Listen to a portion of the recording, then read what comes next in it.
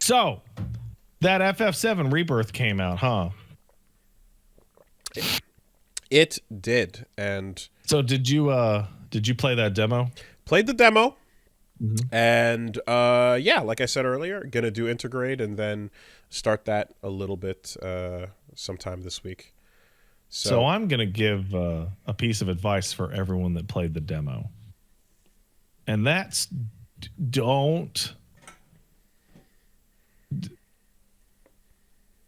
You should probably not. You should probably. So the way I played it is because the game was coming out at 9:00.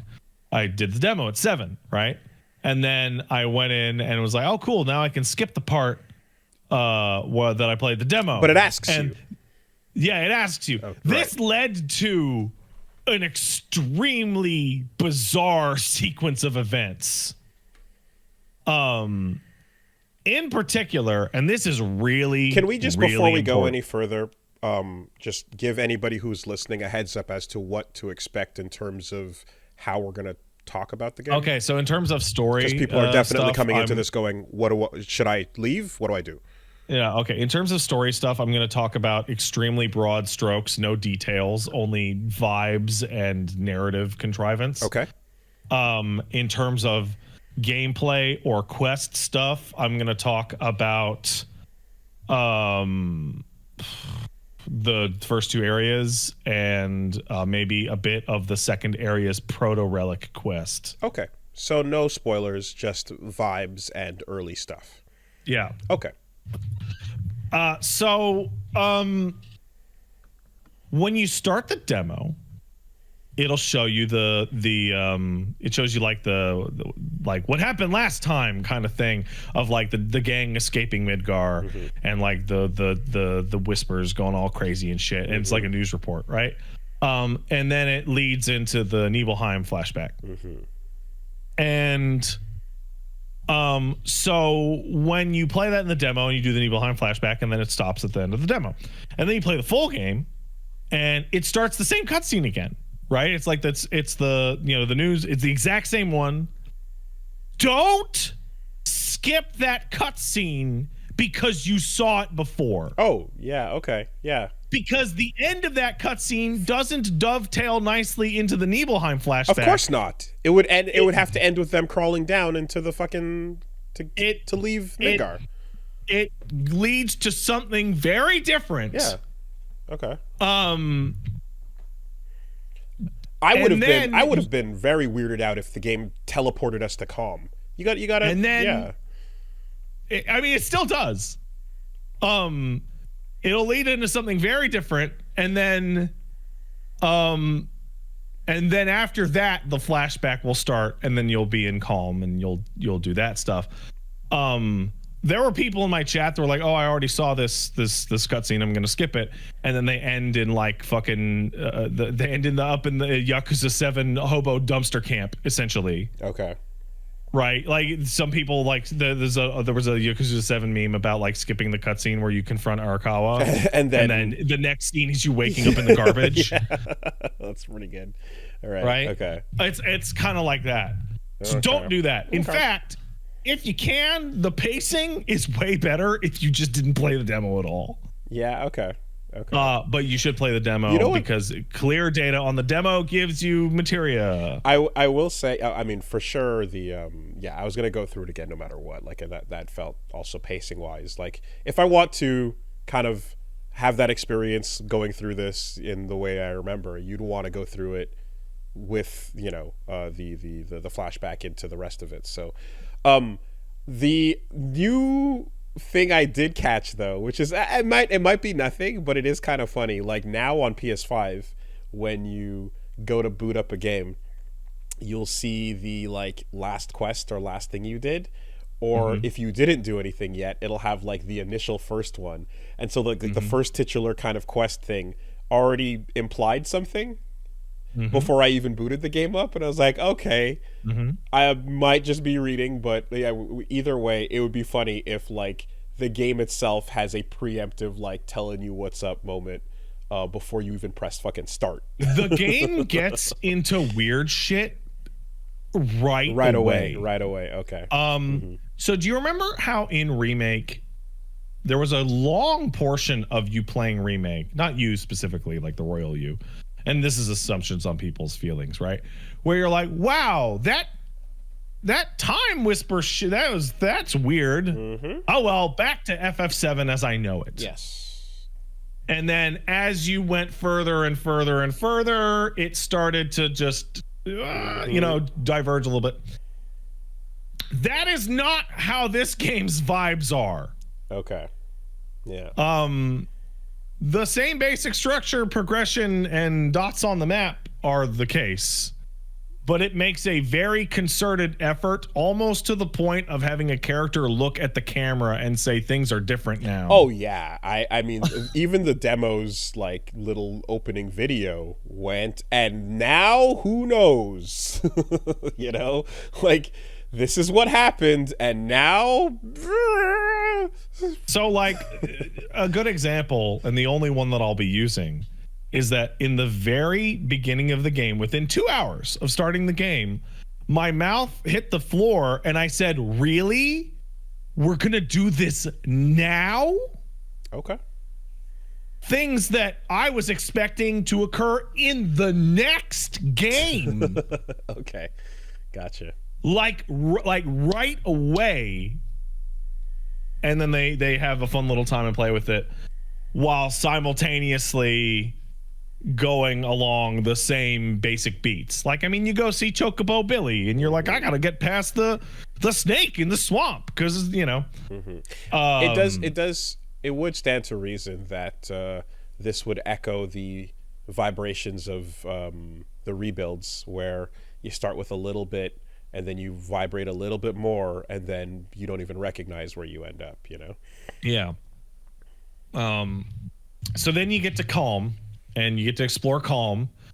And so in FF7 Remake, there was this like feeling of like, wow, I can't believe. I remember when Wall Market was 2 screens or 3 screens if you count Corneo's Mansion, right? And now it's this big sprawling metropolis, right? But it's still like relatively muted in size. We're now at a different thing where you're like, Calm was 1 screen in FF7. And now it is a city larger and more complex than Rabanastre from FF12. Okay. I don't even have the It reference is on enormous. It's larger giant. and more complex than like literally every single location in Final Fantasy 16. Okay. Yeah. It's huge. It has a bunch of side quests. It has hundreds and hundreds of NPCs. It has every type of shop. It has chests hidden around. And most importantly, your party will wander around and you can talk to them and you can hold down a button to see how much they like you, because the entire fucking game is a dating simulator all the way up to the gold saucer. Wow. I was waiting for you to say it has Queen's blood. Oh no, I'm saving that. Okay. We're gonna save that. All right. So you walk up to Red 13 and he's like, hey man, am I doing a good job? And you're like, I love you, Red. This is a paraphrase. This is the conversation as it occurred in my head. And then Red goes, aw, shucks. And then you get a goddamn message on the side, like, your relationship with Red 13 has changed. Your relationship with Red 13 has deepened. And you'll see a little pip go on next to he starts with a little sad face, but then, maybe it's a smiley face now. And that is every time you and the party split up, you can go chat with them, and you're giving them a selection of answers as to what you want to pick. Like, Tifa will ask you, like, hey, you remember that shit from Nibelheim? And some of it's, like, really obscure. Is it a zero-sum game? No. Everybody in my party thinks I'm the shit. They all have little smiley faces. And the basic idea, I believe, is that when you get there, if you have one that is the highest, that'll be your date. But if you have ties, then you'd be able to choose. Okay. But I know that after you beat the game, you can go back and you can do new game. You can finish up side quests and then use those affection levels to go back to the gold saucer like chapter and redo it no matter what. Oh, okay. Interesting. Side quests are also associated with every character. So every side quest that you do is like a Tifa side quest or a Barrett side quest or a Red side quest. And that's the character that you're going to be talking to the whole time. And if you succeed in the side quest, that's the character that's going to like you more at the end of it. Okay. So one thing I'm curious about, I guess, that like I forget if it was in the trailer or not, because admittedly I was also kind of like preemptively that deleting. trailer was a flashbang. Yeah, I was preemptively brain deleting as it was going. Have you done the fucking invasion mini game thing yet, where you send the defenders down to the Are you talking about motherfucking Condor Tower? to the yeah with the Shinra invaders coming All right, up. so Woolie, heads up. Condor Tower is Intergrade's main minigame. Oh, It is super intense over in Intergrade. Oh, that's where it is. Okay, which makes sense because that's where you run into Yuffie. Yeah, okay. But also, when you get to the Junon section of the game, so each region has its own unique batch of side quests called Proto Relic quests. So the one in the Junon section is, hey, you need to go play Condor Tower. And it is a fully realized, amazing Condor Tower, which transforms the gang into their little chibi polygon Popeye selves. Okay. And they get isekai'd into Condor Tower, and you got to play 4 games of Condor Tower. And let me tell you, those last 2 games of Condor Tower are hard as fuck. Okay. So yeah, okay. They represented a wildly disproportionate amount of my last stream. Just so the chibi version of the characters from the trailer, that's what that was. Yeah. Yeah, it's in Condor Tower. Okay, perfect. And there's one in the so there's the grasslands and there's Junon, and I don't know what the remainder of the areas are, but each area is going to have like a proto relic quest and their own basic map. The first proto relic quest has to do with characters from Remake that have incredible music, so they're all like very different. They're the big bespoke side quest of the area. But then you're in Calm before you get to any of that, and you get to Queen's Blood. And Queen's Blood is the card game of Final Fantasy VII Rebirth. Mm-hmm. And it is just straight up better than Triple Triad. Oh, let's go. It is. Yes. It is just. Yes. It is just better than Triple Triad. Oh, fuck yeah. Hell yeah. It looks pretty interesting. It is slightly more complex than Triple Triad, but it's very easy to understand. Oh, we are making up for goddamn Tetramaster. Hell yeah. It is excellent. There is a game-spanning quest line about becoming the world's best Queen's Blood player. Sick. That has a narrative to it. I don't mean it's like, hey, I love Queen's Blood, and then it's like, oh, you should become the best. No, I mean, I played enough fucking Queen's Blood that I started getting fucking flashbacks and cutscenes and shit. Okay. Is there a challenge NPC to Queen's Blood button that you can press? No. Okay. No, each area has dedicated Queen's Blood players. Fine. So Calm has 3. And then you do a side quest there, and there's a 4th and a 5th Queen's Blood player. Okay. And you earn cards every time you beat somebody, and you go to the shop and you buy booster packs. And if you get every card in a region or like a sub-region, you can go into the edit deck menu and go, I have enough cards. Give me a pre-made deck that the devs made. So the devs have a generalized deck you start with, and then you get all the cards in Calm, and that gives you a Empower deck. And then you go to Junon and you beat everyone there, and then you have enough cards to do a Destroy deck. Okay. It doesn't use all the cards. It doesn't use all the best cards. It's not the best pre-built deck. But it lets you play. But if you don't know how to build a fucking deck, like I don't, you can use that as a basis and go, I would like the Destroy deck, but I'll replace this with the Mind Flayer card. Or I'll use the Allied deck and I'll replace this guy with Fat Chocobo. I will say there is something nice to this psychological effect of knowing that there is a triple triad button or a Tetramaster button, because it implies a commitment to this game that's the span of the entire thing, right? Like, so I understand why they were able to do that, because triple triad's rules are really simple. Queen's Blood is significantly more involved, and as a result, the players that you play in Queen's Blood have like appreciable styles per character in the way that they like to play. Interesting. And the cards they like to use. Is it like right off the bat, like, oh, this is ready for the App Store level Yes. of? Yeah. Okay. Yes, okay. absolutely. Okay. Absolutely. Sick. And we are going to be complaining about how Queen's Blood is trapped inside FF7 Rebirth until it's not for many years. Find a new game to ransom. That's you're doing so because we love it that much, as opposed to fucking that Drek. Like, stop complaining about Blitzball, guys. Start complaining about Queen's Blood in FF14. And it's stellar. It's really fantastic. I played the original FF7 remake on performance mode. I'm playing this one on graphics mode because, boy, it doesn't have a good performance mode. Oh yeah, it doesn't have a good frame rate. Doesn't matter then. The frame rate is 60. Most of the time, instead of all of the time, it's most of the time, and you are going from 4K to like, Christ, I don't know, like 1100. Like, it becomes so blurry and uglier looking. Like it is a massive step down. Okay. Well, admittedly, so wait, you're playing on? Wait, no. What am I talking about? No, there's no PC. PS5 game. There's no PC till way later, right? It's a PS5 game or a PS5 game. Yeah. Okay, right.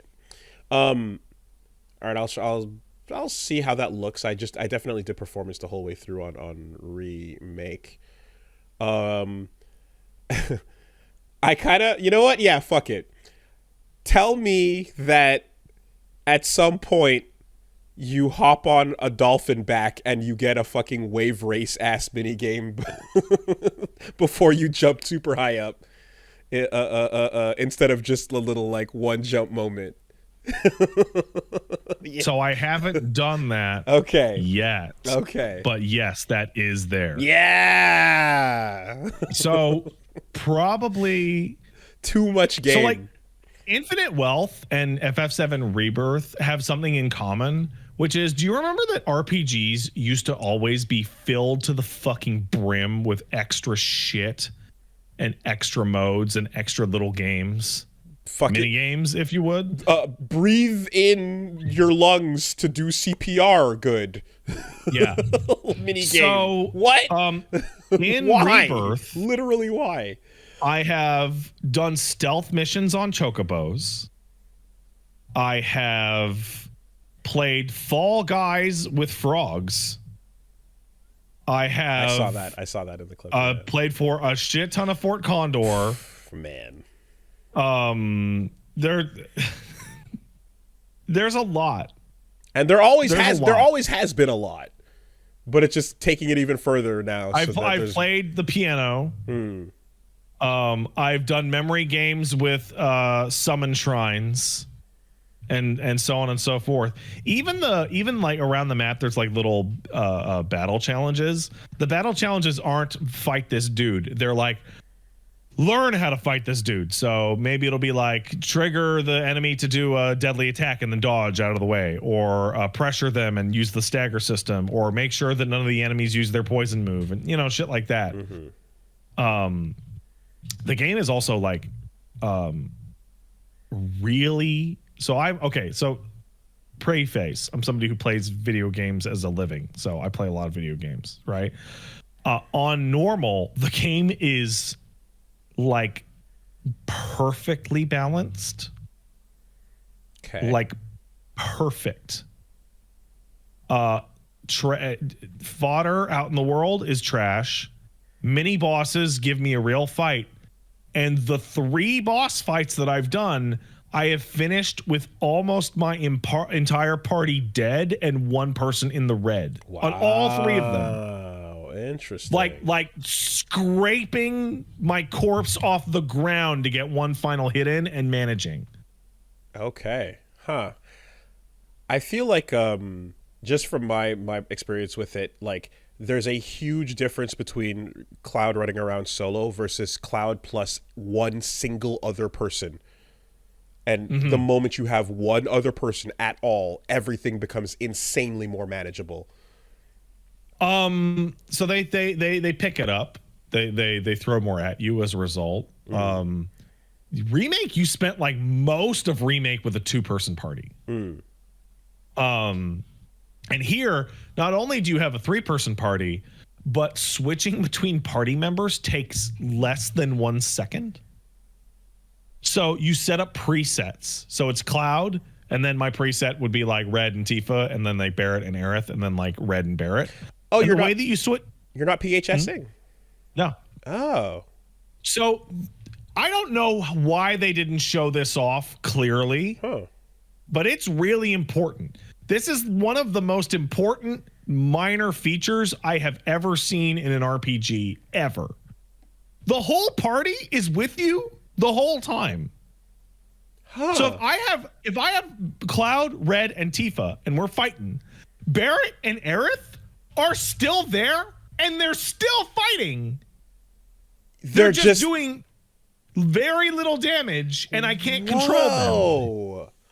You're just picking 3 to control, but they're all together. Whoa, that is weird. Okay, this means I currently have a party of 5: Cloud, Barrett, Tifa, Red, and Aerith, right? That means by the end of the game, I will be wandering around the field with Cloud, Barrett, Tifa, Red, Aerith, Yuffie, Vincent, Kate, and Sid.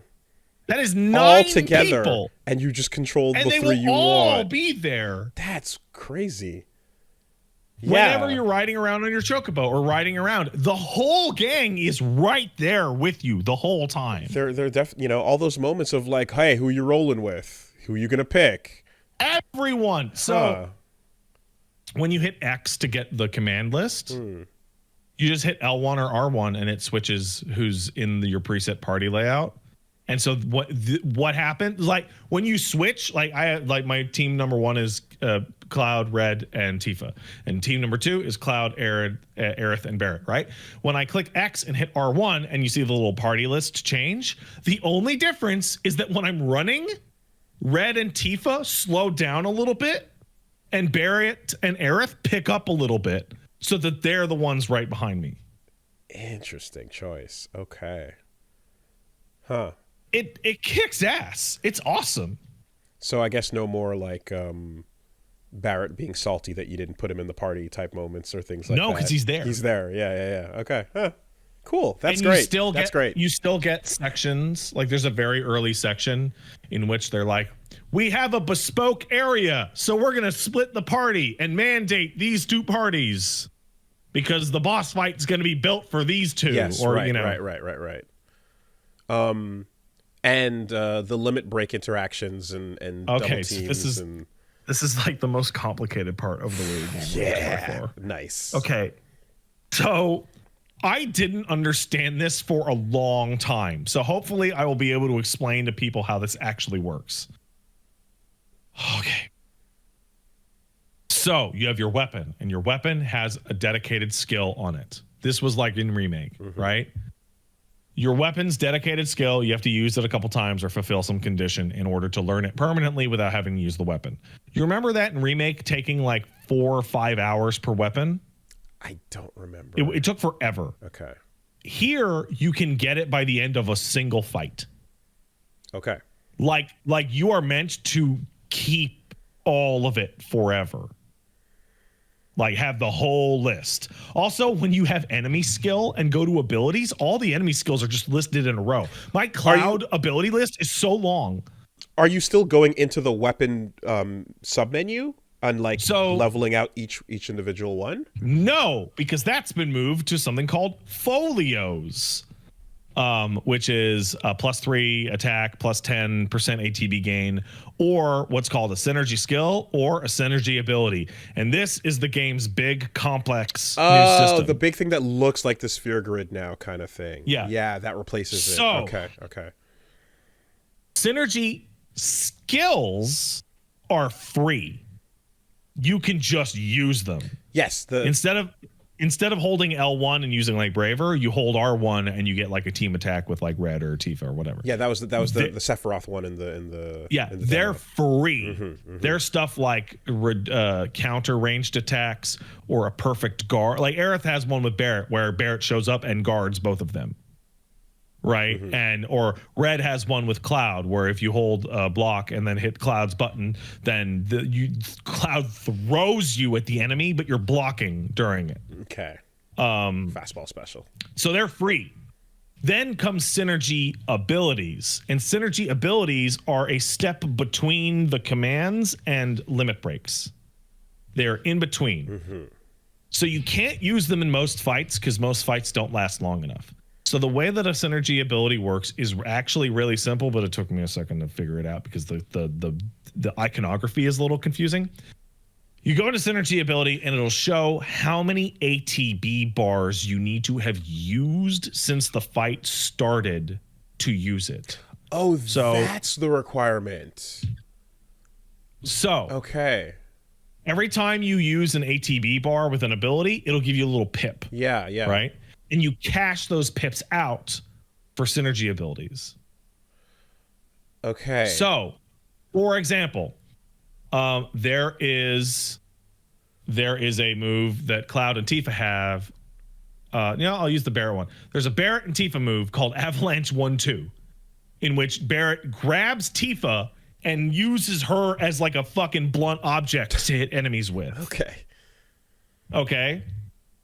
It uses 3 pips of ATB. But what that means is Barret has to have used three moves, and Tifa has to have used 3 moves. Okay. And because ATB doesn't build for shit when you're only controlling one character, synergy abilities require you to like around. Do a bunch of shit with Barret, switch over to Tifa, do a bunch of shit with Tifa. Okay, because in the demo you get introduced to the Sephiroth Cloud one, right, for the end of that little sequence. Yeah, but they introduced that after you've been fighting for so long that you've built up the pips regardless. And it's pretty much the last fight of that demo. Yeah. Yeah. So what ends up happening is that you have to learn synergy abilities in your menu, and every possible pairing has one, and some pairings have multiple. Like I have 2 for Cloud and Tifa, and they're not better or worse. They do different things. So they're all like micro limit breaks in terms of damage, right? Like you hit the enemy a bunch, but some give you unlimited MP for a little while. Yes, right. That was the one. Some give you a limit break enhancement, which means Cloud's cross slash turns into Glim Hazard. Okay. Some give you break the ATB meter into, instead of being 2 bars, it's 3. Okay. And so on and so forth. So basically, if you're fighting an enemy for long enough and you have used 3 actions on one character, switch to a different one for a little while so that you can use a synergy ability because they're super powerful. And then once you do, you got to do the 3 and 3 again. Yeah. Okay. Except every time you use any specific one, that specific one will require more for the next one. So if you want to use a bunch of them, you would do here's Red and Cloud. Now I'm going to focus on Red and Barret. Then I'm going to focus on Barret in that and Cloud. fight. Yeah. In that specific fight. Yeah. Okay. Interesting. It's great. And they're all cool. They are all cool interactions that you would expect. And that way it's built to balance around if you're having a long boss fight, you're going to build up to these as opposed to in the middle of grunt fights. And switching around. Because ATB bars for your friends builds like shit. It's only the player character in control that builds ATB a lot with basic attacks. Okay. But these things, like the amount of different like cool ideas and interactions with this cast in terms of what you can do. It is the fantasy of like fucking throwing like Thor's fucking hammer at Cap's shield. Yeah. Just like team up attacks. Dude, I said it, like the Chrono Trigger double text all the way. So a couple examples. Regular synergy skill is Barret shoots at Cloud and then Cloud baseball bats the bullets into nearby enemies. Yeah, of course. Fucking Red 13 and Barret use their defenses to become totally invulnerable. My personal favorite is Tifa and Aerith. Aerith throws down a white mage bubble and Tifa uses the inside of the dome to bounce off and do meteor rain. Sick. Okay. That's cool. I'm hoping for a catchy Red 13 animal pyramid of nonsense of power. I don't know, but in the trailer, the one that Cloud has with Kate Sith, by the way, I'm going to call him Kate Sith because the English version actually still calls him Kate Sith. Fair enough. Is Cloud jumps on the Moogle's back and gives the Moogle his sword. And the robot starts swinging the fucking Buster Sword around. Nice. Okay. They all have them with everybody, and they all have multiple with everybody, and they're all fucking cool as shit. The game's so goddamn good. Nice. And yeah, and you definitely now you gotta jump around the cast to get all that going. And that's well, also there's fights that are like Red can't fight aerial opponents. Like he is well, like, you know how Cloud has the Advent Children shit now? Yeah, okay. Red doesn't. Because I was gonna say, like, before it was like, oh, aerial shit, switch to Barret, and that's what Barret's good for, you know? Yeah. Ranged and all that. Oh, what's fun is because Cloud and Tifa can attack aerial opponents now, Aerith and Barret have lost their ranged damage tax. Like, they were the only people who could fight aerial opponents, so they were a little weaker offensively than the others. Oh, so now they're just juiced. As a result, they are now... Okay. Barret is super fucking strong. Barret is incredible. What else? They're throwing materia. So I remember being like, well, what are they going to give us for materia? Because we already got all the regular materia in FF7 Remake. Like, we got fire, we got ice, we got this, we got that, right? Shit beyond Midgar. And so the solution to that is to give you weird new types of materia that that you would never have thought of that are great. So one of the first weird materias you get is fire and ice. It's one slot, but it gives you the full list of fire and blizzard spells. Oh, fuck. Oh, fuck. Oh, wow. Okay. Just combinations for better access to... They give you the ability to get a purple one, which is auto unique ability, which is you give it to Barret, he'll do overload. You give it to Cloud, he'll do Punisher mode. You give it to Red, he'll use his like vengeance stuff. You give it to Tifa, and not only will she use, Tifa's mechanic in Remake, it was that her triangle did stagger damage and made the damage multiplier go up. Okay. Now, so you're saying, well, hold on. You're saying now when you give the CPU the ability to go into that. Yeah, mode. You'll give the CPU the ability to use the triangle button. Yeah, essentially. Okay. So in Remake, Tifa was a boss killer because you'd stagger somebody and they start at 160% damage. But if Tifa hit them with her triangle moves, it could go up to like 200%. Okay. But you had to use her install called Unbridled Strength to use her triangle abilities back to back to back. Now, if she has auto unique ability on, she is the only character that will cash in her ATB bar automatically for Unbridled Strength. So she will build her install automatically. Oh, nice. And when a boss gets staggered, the fucking character will wait until they are staggered to cash out their damage multiplier moves. Okay. So even if Tifa's completely out of your control the whole time, she's still doing it properly. the boss will stagger and she will run up and immediately kick that damage multiplier to 200%. Sick. Okay.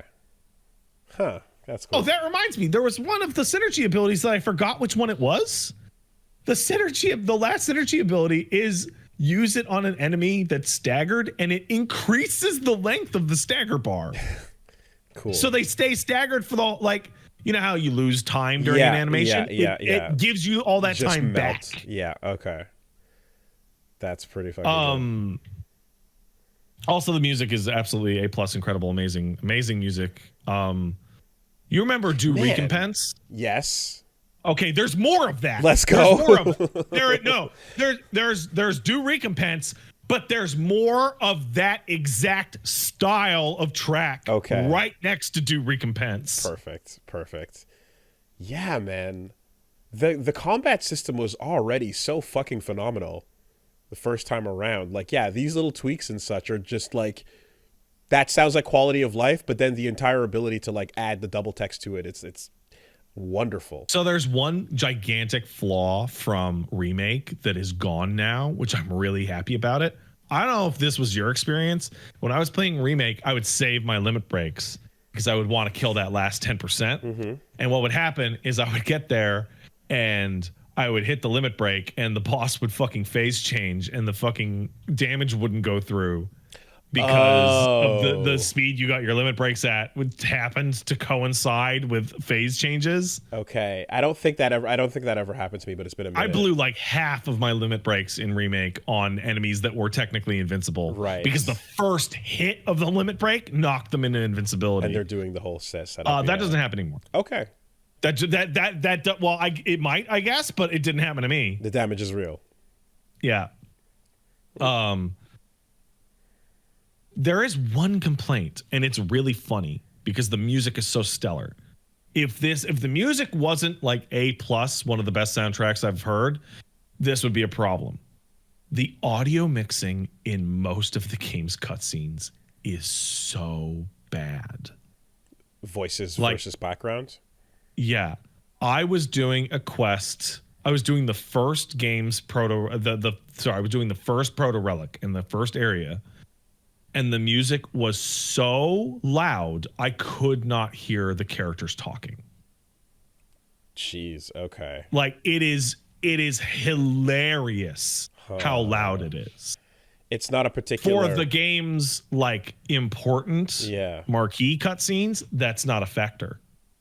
But whoever did the audio mixing on the side content cutscenes... fat fingered the knob or something, because it is hilarious.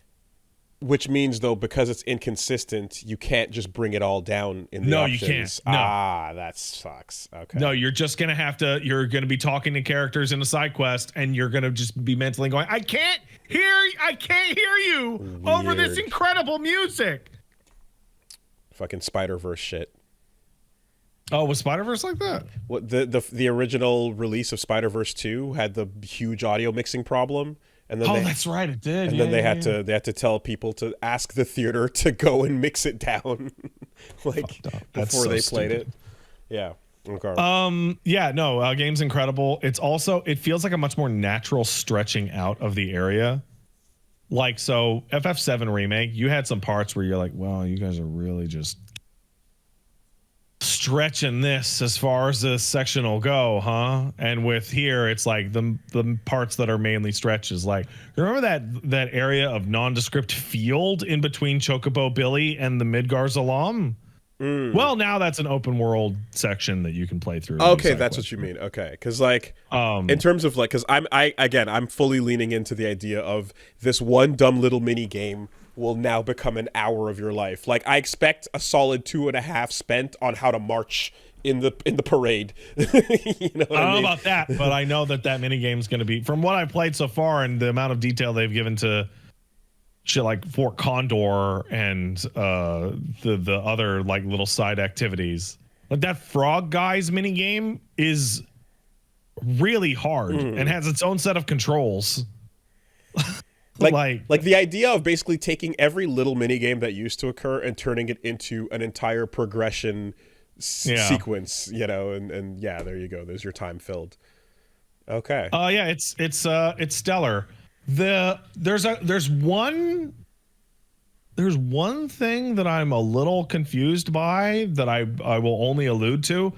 There's part of the game I'm shocked I haven't seen more of. I beat the whole first area and did 100%, and I did about 70% of the second one. And there is a distinct lack of something that I was expecting. But I guess I'll get to that later. Okay. Okay. Cool. Good video game. Thumbs up. I'm really happy to hear about the combat stuff because yeah, like it was fucking. It was such a joy when it all clicked together in the original. Like I'm like, I couldn't ask for a better balance of, like the old system plus action oriented shit that just feels awesome when you make it all work together and switching between the parties. Well, yeah, that's fucking great. Okay, cool. I'm very eager to talk to you about this next week. Okay.